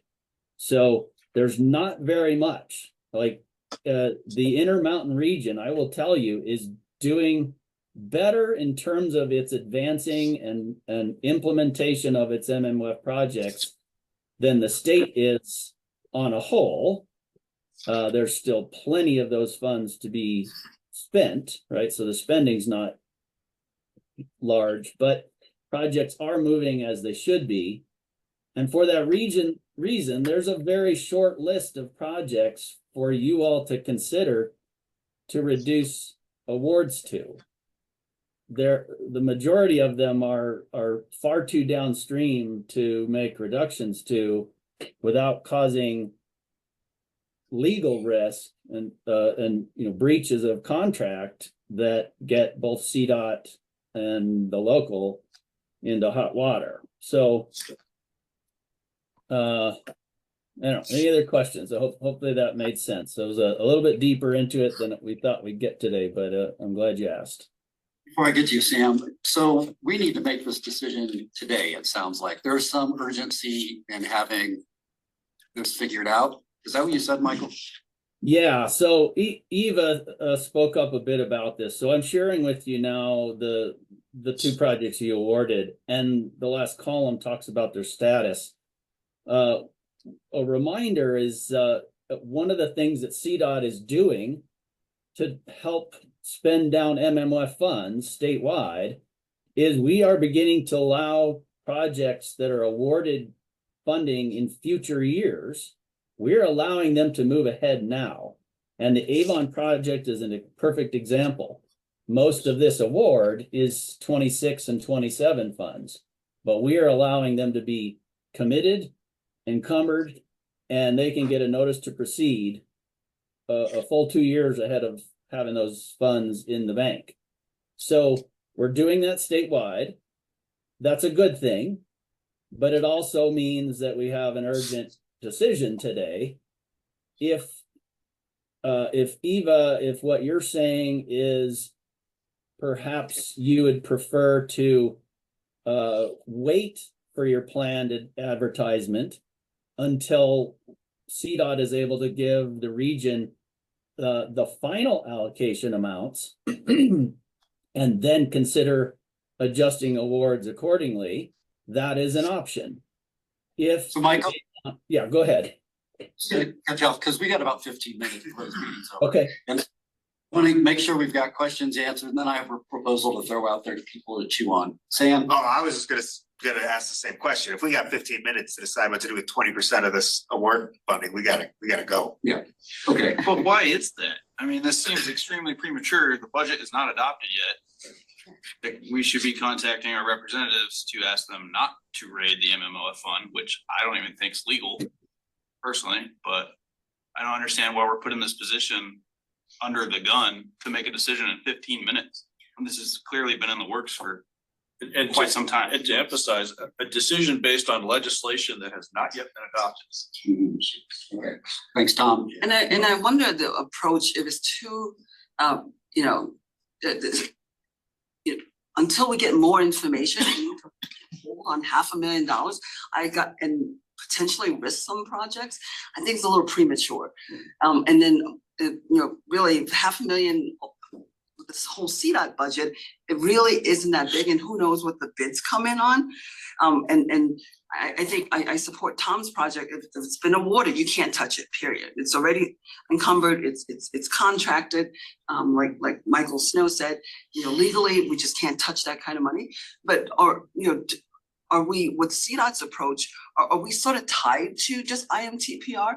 How do we as CDOT want to go and sort of protect this money? If we're ready to go, or another project is ready to go, how do we go and push those along so we continue? Because we don't think, or a lot of people's discussion about the administration on the Fed side and on the state side, it's probably going to go on for a little bit longer with 3.5 more years to go with this administration. So is that a good approach to go ahead and decide in 15 minutes and say, well, I'm gonna go lock you in, you can't go out to advertise or complete the IGA because we're looking at IMTPR and that amount of money, or should we proceed? And is there enough, fluff, as you want to call it? I hate to say fluff, because CDOT doesn't reserve fluff. If there's enough room that there's savings and increases in projects, I know we do that all the time, right? There's savings, and we take the savings and fund projects that have little overruns. Okay. Are we really ready to make $500,000 decision now and say, cut it? You got the point. So that's, Mark, can you answer this question? I can answer it as briefly as I can. Problem one, contracts. If you're wanting to go out to add, we have a limited amount per TPR. We can't go borrowing from other TPRs, so we'd have to look internally at Intermountain TPR unless headquarters made that decision. That's not a decision that we can make here. And if money does move around, we're still going to have to go back and change IGAs, and that's going to cause a further delay. To me, the rush today is on you. If you're wanting to go to add between now and May 15th, let's say, we've got to make this decision. Otherwise, it's on you, Eva. It's totally up to your decision. Do you want to go to add? That's how I feel. Because the contracting, we're still going to have to change contracts regardless. Because there's not the money there. Well, I don't know if it's fair to put it on me when I don't know the big picture. And I understand, that's the problem I have. I'm really embarrassed personally because I have to come to you on this. Right. This is not what I want to do to the TPR, to Eva, to Town of Parachute. But this is the situation I've been put into, and I'm sorry, but I don't know, but that's the rush. Yeah, so to complete my thought, that the approach is to say IMTPR. So Region 3 has a number of TPRs. Within CDOT, there's a lot of TPRs.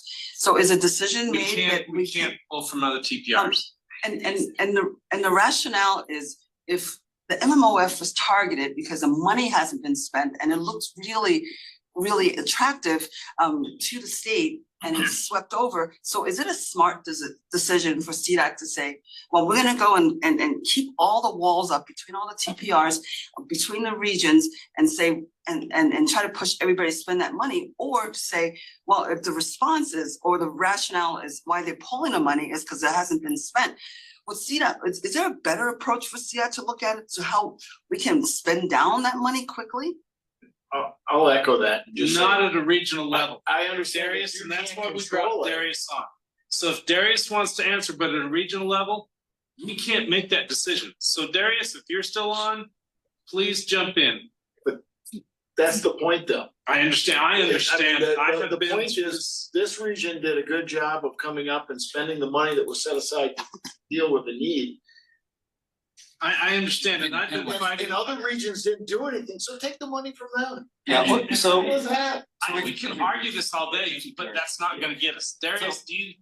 yeah, I want Darius to answer the question. These are good, they're great points, and I can't argue with any of them. But Darius, can you answer the question? Mark, so as far as I know, in terms of how the MMF project works, it's basically the statute gives the TPRs the budgetary authority, so to speak. And Michael, you can correct me if I'm wrong, in order to make those determinations. However, we had to come up with a funding formula in terms of where does the money go to in between the MPOs and the TPRs. The state only has control over 15% of the MMOF funds.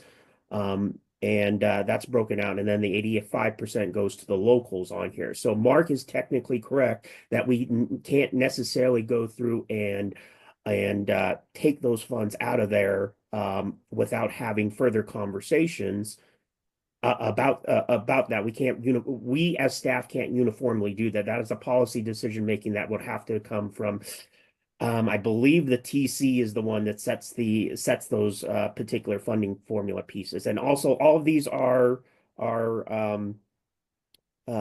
anticipated amounts as we go through and look at a program that has 300 projects in it in order to determine where all these different projects are throughout the state, knowing that we have about $71 million that the legislature is pulling back. So hopefully that helps answer the question somewhat.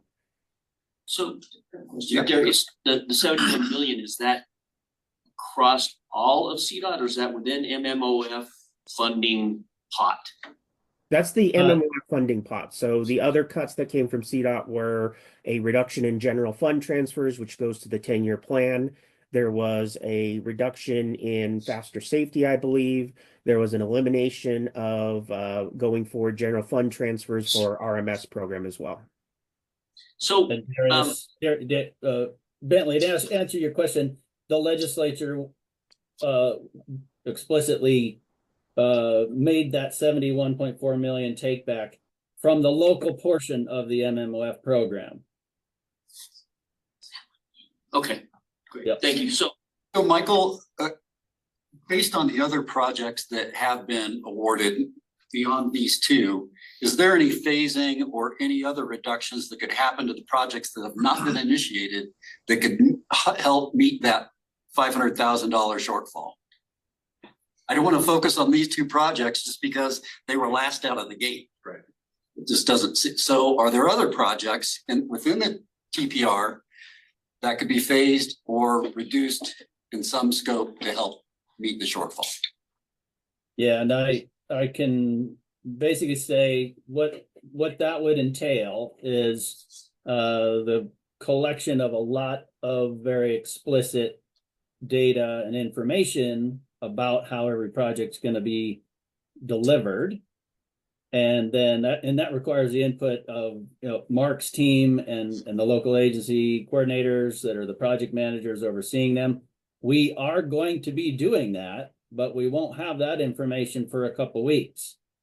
So then you could look at individual projects and say, well, one phase is underway, the other is not. We can reduce that phase that's not, but we don't have that information today.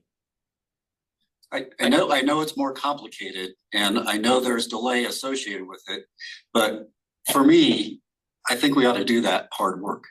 Yeah, I agree. I absolutely echo that approach. Brian, I was going to ask you, it sounds like this is a direction that's coming from the TC. Has the stack been briefed on this at all? The last meeting. So let me make that clear, is that the if I could, I apologize for running in, is this is not the direction from the TC. The allocations are based off of what was passed by the TC at the last allocation meeting for MMOF. So there is no direction that's coming from the TC or the stack on there. Stack was made aware of the potential cuts when the chief financial officer talked about that in a week or so ago. I forget when that was coming forward, and then being able to take a look at, as this bill goes through the legislature, which still hasn't been signed into law yet, as we rightly said, it's still a bill, but I believe it is, I believe as of the 16th, it passed the House. There's nothing final yet, and CDOT would have to adjust its budget as well based off of what is coming out of it, and we can't do that until the legislature makes until the long bill is passed. So I just wanted to make that clear. This is based off of what we know now, and the issue is the project that's going to add now, and the potential shortfall based off the allocations that are currently in place. Sam. Is anybody at CDOT aware if any upcoming NOFOs would include funding that could be used for this shortfall? I know that 5339B got approved to go through for this next year. I'm just curious if we might be able to find this funding somewhere else as a group or for individual projects. It just takes time. Challenges. I understand that. And again, it's more like 2 months down the road, more money may be available. Again, my focus and the only reason I'm pushing for time at all is, does Eva want to go to ad with the money we have, or does she want to wait? Because you can't go to ad until we know exactly, till we give you notice to proceed, and we know exactly how much money in the contract, and that takes time. Your ad will get delayed as is, regardless. But how much time are you wanting it to be delayed? Can we go to ad and depending on the bids, then we figure. We cannot give a partial, the contract has to state exactly, it's a statutory violation that's against us and it's brutal. But no, we will not do that. So Eva, I'm gonna put you on the spot because I think there's two avenues we can take here. One is we're gonna probably reduce these two projects to meet the shortfall today, and then you can go to ad, or you're gonna have to delay going to ad for us to figure out if we can share that pain with other projects. And I think. Does that make sense? Yeah, to Brian's point, let's look back in the history a little bit, because I think what you stated about just because these are the last two in the door shouldn't necessarily mean they're the first two to go out. So I think we need to be a little bit more strategic in how we find these dollars within the TPR.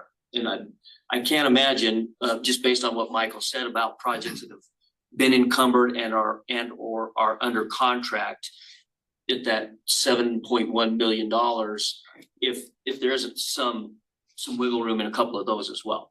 Right. So and the delay would be a couple of weeks is what I heard for us to collect the data, figure out where that pain could be shared, and then go from there. But just to give you a magnitude of what the delay would be. Obviously, I learned of this yesterday. Me We too. haven't spoken with council. So it sounds like it's not a TPR decision. It sounds like an Avon decision. Then I'm gonna go reach back or It's just on the timing. to go on It the is a advertising. TPR decision, but the timing, I guess, is your decision. Well, so what is the nature, this project is, it's been designed, it's been engineered, it's ready to go to ad. What is the contractual obligation of it at this point between the town of Avon and CDOT? Okay, right now, under current contract, we have the $1 million that's already been awarded from a previous MMOF fund, or in the earlier years of the MMOF. They also received $2 million from RMS, which they used a little bit of that for design. So I believe you have, between those two, you have like 2.7 million or change. we used about 700,000 for design from RMS. Okay, so there's 1.3 plus 1, so about $2.3 million available, contracted for construction from CDOT side, and then they have some match. This other 2 million was to kind of help it get to construction. But right now, under their current contract, they have So maybe big picture numbers, there are $5 million in grant and $1 million in local match, 20% local match for the project. And we're, it took a bit, there's some challenging design issues we had to meet CDOT's needs. So we're ready to go advertise, basically to look at it, it's a shortfall of, you guys wanna pull $500,000 on it. So can we go to ad? You're saying no until we have an IGA executed? yes, we have to encumber the funds and know the total dollar that you're going to add with as far as our dollars, or it's a statutory violation on my staff. And then is there potential when numbers are clearer that it can be put back? See, help me with the contract. That's stuff that I don't do. Usually we go to ad with dollars that we know of. And then but you have to go to bid. You can't go to bid with a project because that's not fair to the bidders. You have to go to bid with the money that you think will be there for the project. You can't just continue to add down the road. That you just can't. I follow that, right? Legally, you don't wanna do that. Yeah. Cause Michael said it's gonna take some more additional time to see what the actual deficit is. So if they shift it out and if there isn't a, there's sufficient to cover back that 500,000, is that an option? But she's asking, can you do an amendment to the IG later if more funds become available? Is that correct? Right. We can do an amendment, but the problem is with the initial bid, and you guys, Karen, you're more familiar, you and Roland are more familiar with the whole bid process. I'm not, you have to know. Mark. So, yeah, go ahead, Michael. This is Jason Huddle. I've been helping Eva on the project. So they could go to add with the current IGA that we have in place and not count the 2 million at this time.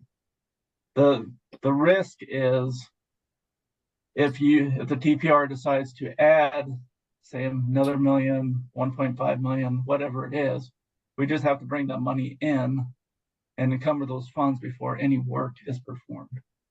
But the IGAs take time, and that's where the risk is. So the contractor may have to stop work. But Avon could go out to add, but they're gonna have to put in their concurrence to award letter that they're gonna cover any overmatch of the bids. And too bad Matt Shear just left, because this is a, Avon / Eagle County project. It's actually multimodal, it's pedestrian crossings for 4 transit stops. Just a quick reminder. So unfortunately, I saw he just left. So it's really, in a way, not just a town of Avon decision. Just looking at the numbers, we're gonna have, just like everybody else, I'm not saying it's Avon. We're gonna have to break something to find that money. It's not like we have it sitting down. Same with Eagle County. We are scheduling to sit with the commissioners to do 50-50 on the local match. So it's at this point, it's not like it's a Avon decision. We're gonna have to reach out to us other stakeholders. We've reached out to Core Transit because it's directly related to the 4 transit stops on the state highway. So it's obviously not this group's role to give additional work to CDOT staff, but it sounds as though Michael might have the ability to evaluate projects that were awarded previously, so we have an understanding if there's not an opportunity for some money savings there. If that is the case, and if we can sort that out within the next couple of weeks, does that 2-week delay in this advertisement create that much of a challenge? Or 3 weeks, or whatever the case may be? Well, delay in well, as an engineer, the construction season is so short. 2 weeks is a lot. So I wonder, can we hear from Parachute and see how you guys are doing? I mean, a lot of work's taking place. We have an RFP ready to issue. Had our kickoff meeting with Jason and team last week, I think. So work's been done. We're underway. Council actually approved the supplemental appropriation last night. So the timing is frustrating. That being said, I mean, it's a design project. So, 2 weeks isn't a big delay for us. We can make that up somewhere down the road. So I'm more sympathetic to you and your project. I will say, we can take a haircut to get this ball rolling potentially. I'm still adamant that I'm going to send an email to our representative and senator after this meeting to try and reverse what seems to be a done deal, or at least how it's been presented here. The thing with the legislature, they've been obviously grappling with a $1.2 billion budget shortfall for months, because there were circumstances in early March, late February, where they were looking to take funds from other sources. Those monies remained in the budget, so now they're scrambling to find it anywhere where they can. And I'm sure that this came up that somebody identified additional funds available through the MMOF program, and boy, they, like bees to honey, looked at that for an opportunity. I'm gonna share a comment from Jonathan, who is the regional grants navigator for Northwest Cog. He said that he doesn't have a voice. He said a lot of federal grants, as you all know, are not coming out for infrastructure.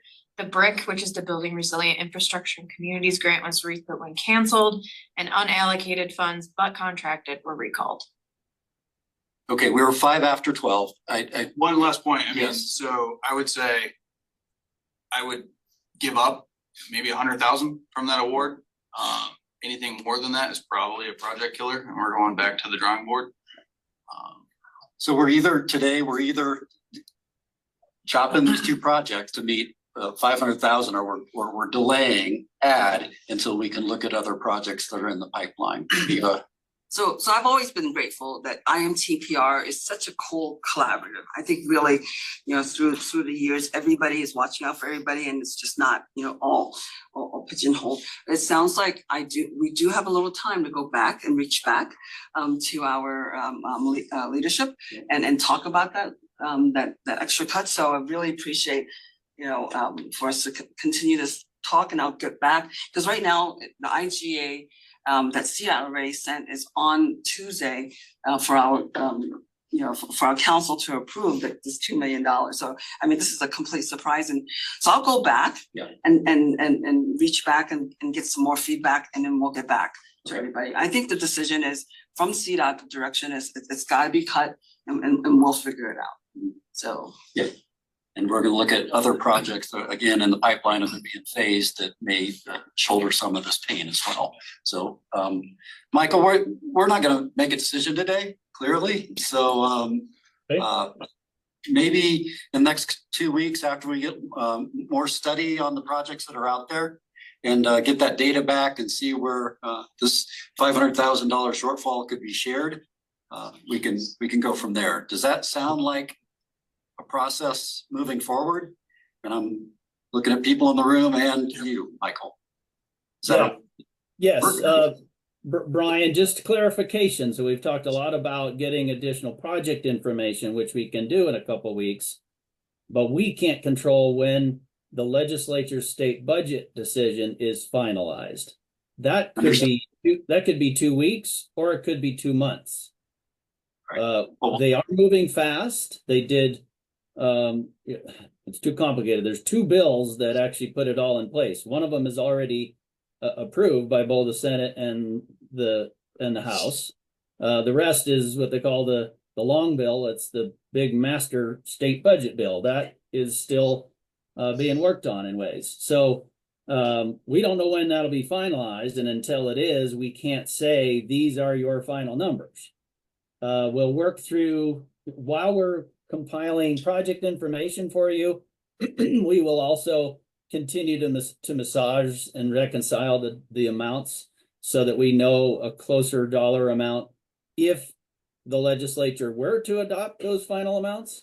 So we can come to a closer amount in that time frame. But again, if you want to make a decision in 2 to 3 weeks, it'll still have to be for some rounded amount that we are recommending, and it won't be the final. Michael, just real quick, do you anticipate that number will go up that we have to find? Well, I mean, yeah, clearly, I mean, we're recommending a $500,000 adjustment today because we think that's enough of a conservative amount to reduce that you're more likely going to have to reduce, in the end, a little less than that. But I just cannot possibly say how much.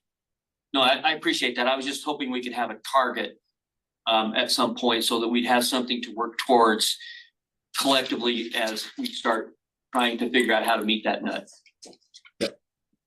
Darius has his hand up. I was going to say, Chair, if you want to reach out to me, I can help coordinate, and I'll do what I can from my seat as well. Thank you. Yes. Just one question. When we thought there was funds remaining, Frisco entered an application for MOF a few weeks ago. I don't know if anyone else did, but I'm assuming with this, any of those applications are just on pause, and then most likely, unless crazy happens with funding, that would just kind of die until 2029. Thanks for bringing that up. I think we had six. I think we had 6 applications. Yeah, we had 7 total. 7 total. So 5 more came in. Okay. after those two were awarded. So yeah, any new applications are on hold indefinitely until we can figure this thing out. Yeah, so thanks for that clarity as well. Well, I want you to ask any questions that you may have here, but in order to try to wrap the meeting up, we're gonna wait for CDOT's data collection on existing projects.